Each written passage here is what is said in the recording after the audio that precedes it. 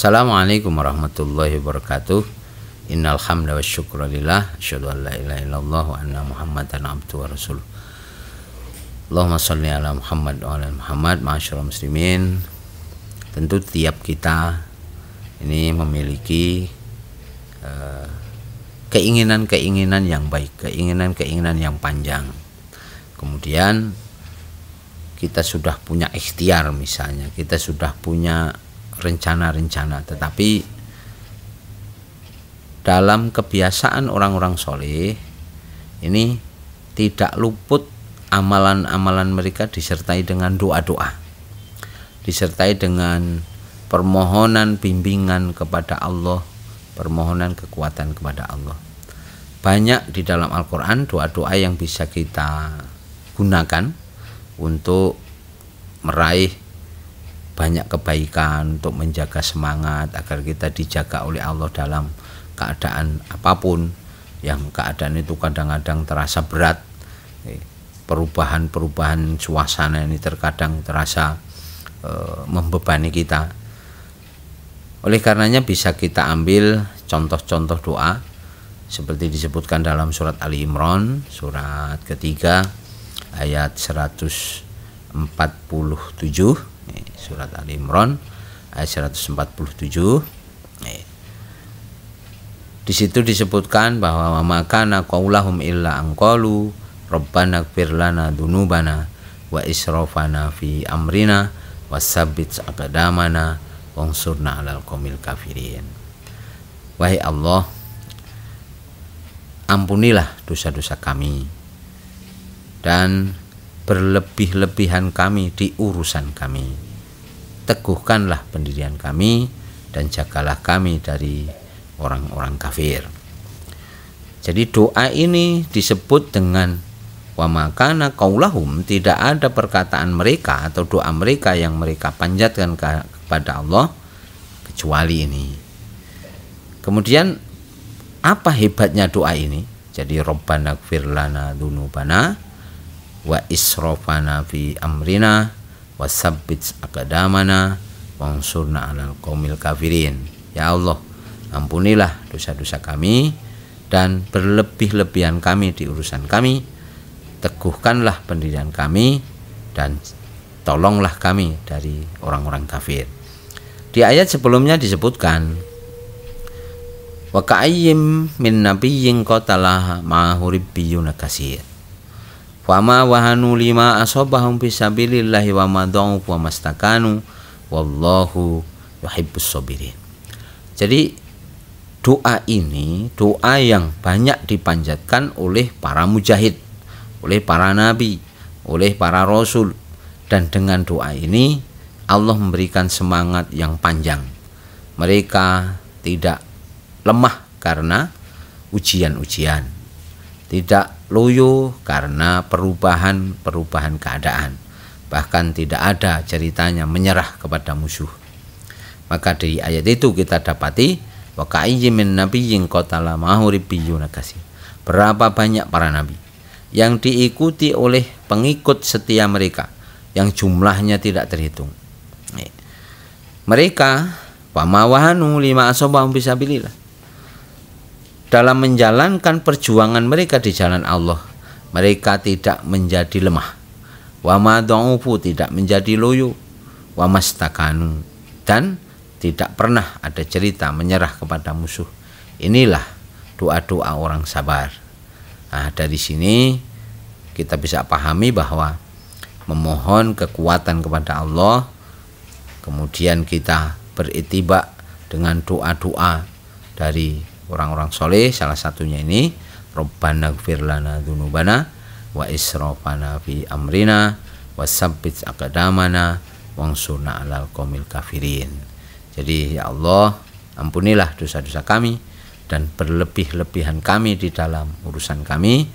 Teguhkanlah pendirian kami dan jauhkanlah kami atau tolonglah kami dari orang-orang kafir. Ini salah satunya. Boleh juga mengambil doa dari para tentara dari kaum Tolut yang disebutkan di dalam surat Al-Baqarah ayat 250. Surat Al-Baqarah ayat 250. Allah menyebutkan bahwa Rabbana afrik alaina sabrau wasabbit aqdamana wansuna 'alal qaumil kafirin.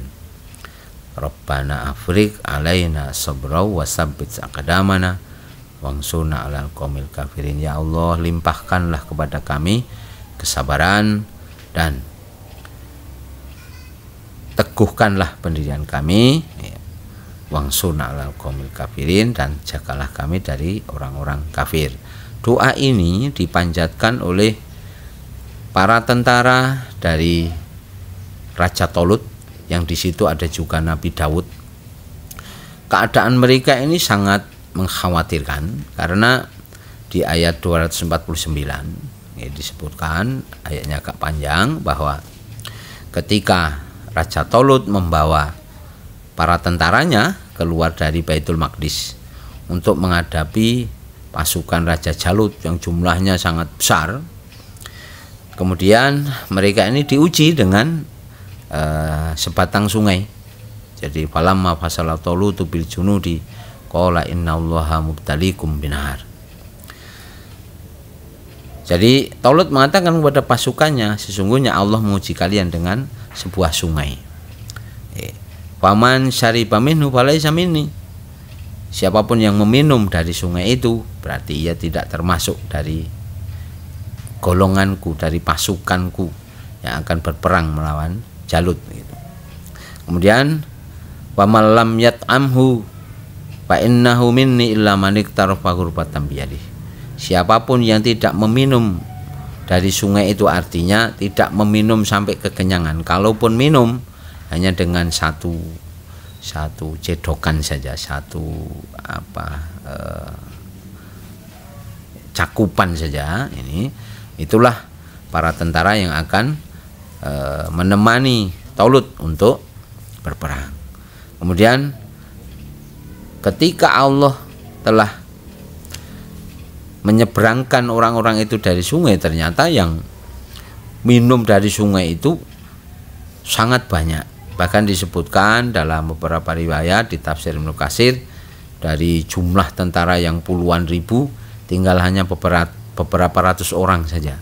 Ada yang menyebutkan seperti Salman Al-Farisi itu menyebutkan bahwa tentara Tolut itu yang tersisa hanya sebanyak tentara Rasulullah di perang Badar misalnya. Nah, jadi sangat sedikit, padahal berhadapan dengan tentara Jalut yang luar biasa banyaknya, persenjataannya sangat lengkap. Nah, kemudian orang-orang yang terlanjur minum ini tidak kuat lagi untuk berperang, maka tinggallah sisa-sisa pasukan yang kecil. Maka mereka menyemangati sesama mereka dengan semboyan yang disebutkan di akhir ayat 249, kam min fi'atin qalilatin ghalabat fi'atan katsiratan biidznillah. Berapa banyak pasukan yang kecil, kelompok yang kecil bisa mengalahkan pasukan yang besar dengan izin Allah. Nah, mereka sangat mantap itu berdoa, sangat mantap semboyan mereka karena menyandarkan semangat yang menyandarkan harapannya kepada Allah. Kemudian mereka berdoa, Rabbana afrik alaina sabra wa tsabbit aqdamana wansuna 'alal qaumil kafirin. Ya Allah, limpahkanlah kepada kami kesabaran dan teguhkanlah pendirian kami dan tolonglah kami dari orang-orang kafir. Nah, ini doa ini sangat luar biasa. Maka di ayat berikutnya 251, fahazamuhum biidznillah. Mereka mencapai kemenangan atas izin Allah. Wa qatala Dawudu Jaluta. Bahkan Daud yang masih remaja saat itu berhasil membunuh Jalut.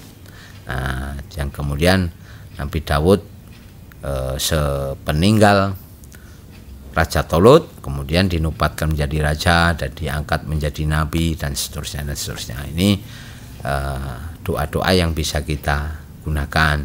Boleh menggunakan atau bisa menggunakan doa Ashabul Kahfi di surat Al-Kahfi ayat 10. Surat Al-Kahfi ayat 10. Ashabul Kahfi ini yang dikejar-kejar oleh raja yang zalim, raja Yahudi yang zalim. Kemudian mereka ini terpaksa harus bersembunyi di dalam gua untuk menyelamatkan keimanan mereka. Maka kemudian mereka lantunkan doa, Rabbana atina min ladunka rahmah wa hayyi' lana min amrina rasyada. Jadi Rabbana atina min ladunka rahmah, ya Allah, berikanlah kami dari sisimu rahmatmu, kasih sayangmu ya Allah itu. Kemudian wa hayyi' lana min amrina rasyada, dan sempurnakanlah bagi kami petunjuk kami. Artinya petunjuk yang diberikan oleh Allah supaya disempurnakan. Maka kemudian mereka bersembunyi di dalam gua, dan Allah pun menidurkan mereka sampai ratusan tahun. Jadi walabisu fi kahfim salasamiatin sinina wazdadu isma wazdadu tis'a. Jadi mereka tinggal di dalam gua itu selama 300 ditambah 9 tahun. 300 tahun tambah 9 tahun di ayat 25 surat Al-Kahfi. Jadi ini kemudian iman mereka diselamatkan oleh Allah. Maka dalam ayat-ayat 12, 13 itu dikisahkan warobatna ala kulubihim, kami kuatkan hati mereka. Karena mereka mempertahankan akidah hanya menyembah kepada Allah. Nah, ini salah satu doa yang bisa kita amalkan juga.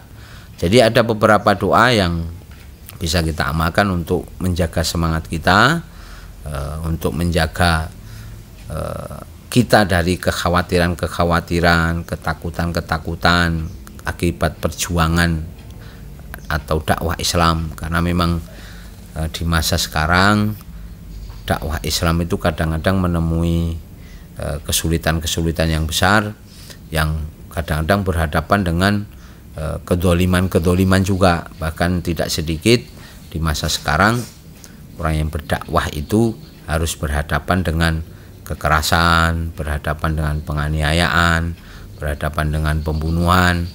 Meskipun kita lihat sebetulnya negara kita ini sudah sangat kondusif untuk berdakwah, tapi kadang-kadang Allah memberikan ujian-ujian pada pendakwah, pada para ulama, kepada para ustadz.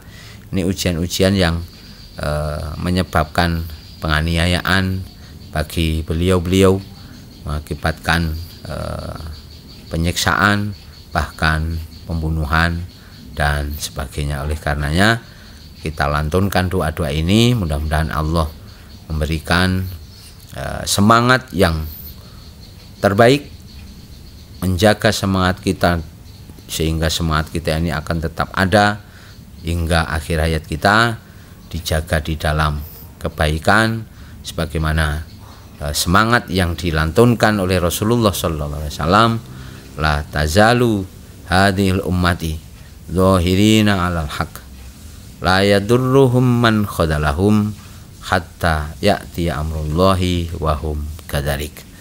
Hadis riwayat Imam Muslim, bahwa akan senantiasa ada segolongan atau sekelompok dari umat ini yang senantiasa tegak dalam kebenaran.